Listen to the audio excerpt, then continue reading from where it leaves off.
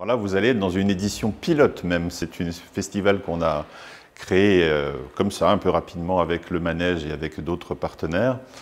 Pourquoi l'avoir lancé cette année? En partie parce que on avait quand même à inventer des choses après l'ère Covid qui nous a empêchés de travailler normalement pendant presque 2 ans tout de même.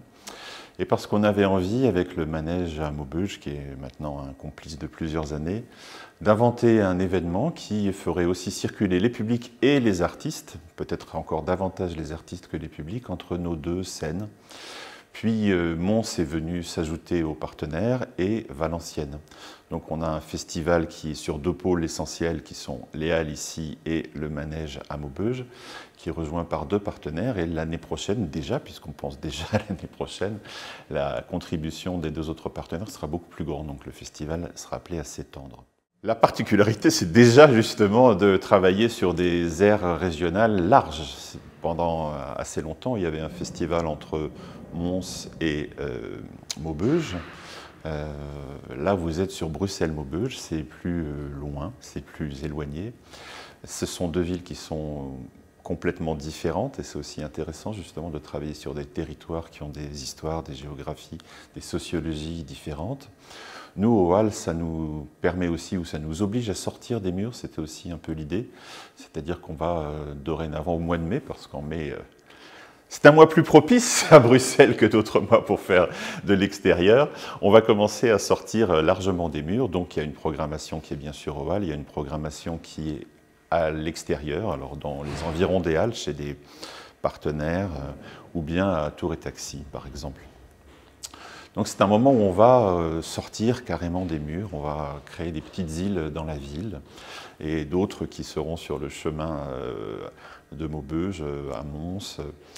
Et c'est la première particularité du festival. Ensuite, c'est aussi l'idée de présenter des esthétiques un peu différentes de celles qu'on a l'habitude de voir à Bruxelles dans des festivals de mai, par exemple, et de travailler sur des zones qui sont un peu plus loufoques, on pourrait dire ça comme ça. C'est venu dans une discussion avec le directeur du Manège à Maubeuge, en fait, qui lui avait déjà fait plusieurs festivals, puisqu'ils ont un temps festivalier systématiquement en mai, qu'il avait envie de transformer. Du coup, on l'a transformé ensemble. Alors, Ithaque, effectivement, ça fait référence à Ulysse et à l'Odyssée. C'est une manière de chercher à retourner dans nos foyers. D'ailleurs, on ne sait pas très bien où ils sont aujourd'hui. C'est justement ça. Où est le foyer humain, enfin voilà, quel est notre sol réel. Et pourquoi travailler sur les îles? D'abord parce qu'on bouge d'île en île entre ici et Maubeuge, puisqu'il y aura aussi des choses qui vont se passer à l'intérieur des bus qui transporteront les publics. Donc on va dire qu'on va marquer le territoire de manière curieuse et surprise. On ne dit pas tout au public, mais à partir du moment où vous montez dans le bus, il se passe déjà des choses.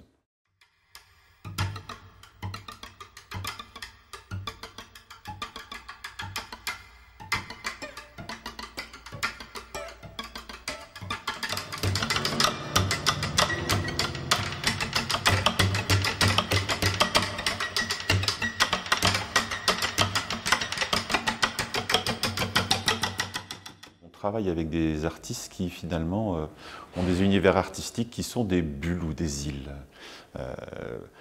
Alors une île, ça a un côté exotique, ça a un côté parfois farfelu, ça a sa propre culture, ses propres...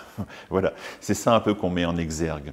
En fait, ce qu'on tente de travailler, c'est le fictif, d'avoir des spectacles qui, plutôt que de parler de thèmes très généraux de société qui ont leur légitimité, mettent en avant la dimension fictive qui est au cœur de chacun de nous, qui pour nous est aujourd'hui politiquement la plus menacée et donc la plus importante à travailler. Vous venez de passer 2 ans sous Covid. On vous a considéré comme un corps médical, pas comme un corps qui a aussi d'autres, qui répond à d'autres considérations que d'être purement un objet médical. Aujourd'hui, vous êtes soumis à une biologisation à l'extrême de votre identité, vous êtes surveillé à travers vos datas, vous êtes considéré, bon, bref. Mais la dimension fictive de l'homme disparaît. Alors, disons qu'elle est de moins en moins légitime. Pour le dire rapidement, il y a très longtemps, c'est-à-dire soit 100 ans, même plus, quelqu'un a écrit un livre qui s'appelle L'obsolescence de l'homme, dans lequel justement il considérait déjà que le côté physique de l'être humain était surpassé par la machine, par les machines à l'époque. Bon. Donc on va dire que cette part-là était déjà quelque chose qui échappait au propre de l'homme. Aujourd'hui, vous entrez dans un monde où l'intelligence artificielle, c'est-à-dire la capacité de calcul raisonnante, excède les possibilités d'un être humain. Mais longtemps, l'homme s'est défini comme un animal au sens je suis une force de la nature grâce à mes extensions machiniques, et de l'autre côté, raisonnable, donc capable de penser plus vite. Et aujourd'hui, finalement, les machines sont plus fortes et assez autonomes. La capacité de calcul fait que la dimension raisonnante ou rationnelle de l'être humain n'est pas forcément ce qui va le définir. Ce qui va le définir, et donc ce qui reste de proprement humain, c'est le fictif. C'est le seul animal rationnel qui soit capable de fictif. Mais le fictif est de plus en plus menacé, c'est-à-dire qu'on vous demande d'avoir telle ou telle identité, y compris des identités dites de communauté, hein, et puis surtout de ne pas, d'être fléchable, traçable, donc d'être dans des lignes qui évitent toute dérive fictive. Et ça, on trouve que c'est à la fois dommage et dangereux. Il y a une dimension théâtrale, mais précisément, c'est jamais du théâtre. Donc, on commence ici au Hall plutôt par un cabaret et même drag queen. Donc, c'est un ubu revisité, c'est le texte de Jarry, mais revisité en version cabaret, pas berlinois, mais quasiment, avec donc un ensemble de drag queens, en partie de Bruxelles d'ailleurs. Et c'est une coproduction avec Maubeuge, et mené par Jean Lamberville, qui sera en clown, puisque c'est aussi un très grand clown. Donc c'est du théâtre, si vous voulez, mais enfin c'est quand même un théâtre tout à fait particulier. Ensuite, on accueille Marthe Haller dans un échange justement avec le Maubeuge. Et là, c'est certainement du théâtre, mais c'est un théâtre très particulier, puisque Marthe Haller a toujours travaillé à la frontière du théâtre et de la musique, avec un jeu cette fois-ci sur la lacune, et qui presque aussi un résumé ou une somme de toute son œuvre, puisqu'il travaille avec son acteur fétiche depuis très longtemps. Et voilà, donc c'est du théâtre, mais particulier.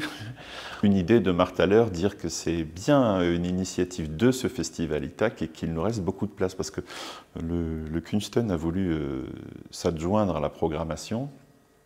Mais du coup, ça rend les choses un peu complexes parce qu'on leur alloue un certain nombre de places qui sont vendues, mais sur leur site, c'est marqué donc sold out, tout en disant que ça crée beaucoup de confusion. Donc, aucune idée de Marthe Haller. Vous pouvez encore prendre beaucoup de place en vous adressant à la billetterie des Halles. Ensuite, toujours dans la programmation Halles, je ne vais pas m'étendre sur ce qui se passe à Maubeuge, on a quelque chose qui est plus près aussi de l'univers du cabaret, c'est-à-dire qu'effectivement c'est une performance scénique qui a un côté théâtral, mais c'est plutôt un grand bazar scénique dans lequel un contorsionniste fait des choses un peu chamaniques, on va dire ça comme ça, et particulièrement surprenantes, donc vaudou sandwich. Et puis à la fin, on a quelque chose qui est plus théâtral, c'est vrai, Cowboy, qui est une pièce belge pour le coup, donc c'est un cow-boy qui n'est évidemment pas aux USA, qui est peut-être l'endroit le plus théâtral, mais finalement on est assez peu sur le registre théâtre pur. Et puis on a des choses qui sont hors les murs, donc du cirque dans le parc Rasquinet, un cirque en boîte en journée, on a des choses qui vont être dans un garage de la rue Brichot dans le cadre d'un contrat de quartier, on a les micro-danses qui seront donc à Tour et Taxi les 21 et le 22 mai. Et là, c'est une opération avec l'Opéra d'Athènes et avec la Fondation nationale italienne pour la danse, où en fait on a transmis ce qu'on appelle des micro-danses, donc des petits formats créés spécialement pour l'occasion à des danseuses amatrices, semi-professionnelles, et qu'on va transporter donc dans l'espace du parc, s'il fait beau bien sûr, sinon on a un repli toujours à Tour et Taxi. Voilà, et puis on a aussi encore le soir, à la tombée de la nuit, donc à des heures inhabituelles pour une programmation classique, une pièce qu'on appelle une pièce déambulatoire, on pourrait dire ça comme ça, qui tient plus de la performance que du théâtre, une fois de plus, et qui s'appelle Métagore majeur, et qui en fait vous emmène à la poursuite de Booba, en compagnie, le rappeur, en compagnie de deux marquises, avec évidemment toute une dimension très ironique. Et ça, c'est quelque chose qu'on fait avec Mons notamment. Donc le spectacle circule sur les 3 airs. Et puis donc on emmène du public des 2 côtés. Il y a des spectacles qui sont des 2 côtés et des spectacles qui ne sont que sur l'un ou l'autre site et pour lequel, dans ces cas-là, on envoie du public effectivement chez nos voisins. La plupart sont des créations récentes, certaines ont moins d'1 mois, mais elles n'ont pas été créées spécifiquement pour le festival. Il se trouve qu'on a rassemblé une programmation qui comprend plusieurs créations récentes. Métagore majeur, donc les petites marquises qui courent après Booba, ça vient d'être créé quasiment. D'autres sont, comme le Ubu Cabaret, viennent aussi de se créer au mois d'avril. Donc c'est des créations toutes récentes qui seront montrées dans le festival presque pour la 4e ou 5e représentation. Mais ce ne sont pas encore des créations pour le festival. Ça, c'est l'année prochaine. On va insister un peu plus sur l'extérieur. À Bruxelles, en tout cas, on a des installations un peu particulières qui vont se poser sur des sites extérieurs pour des durées de presque 15 jours. Et ça, c'est déjà en train.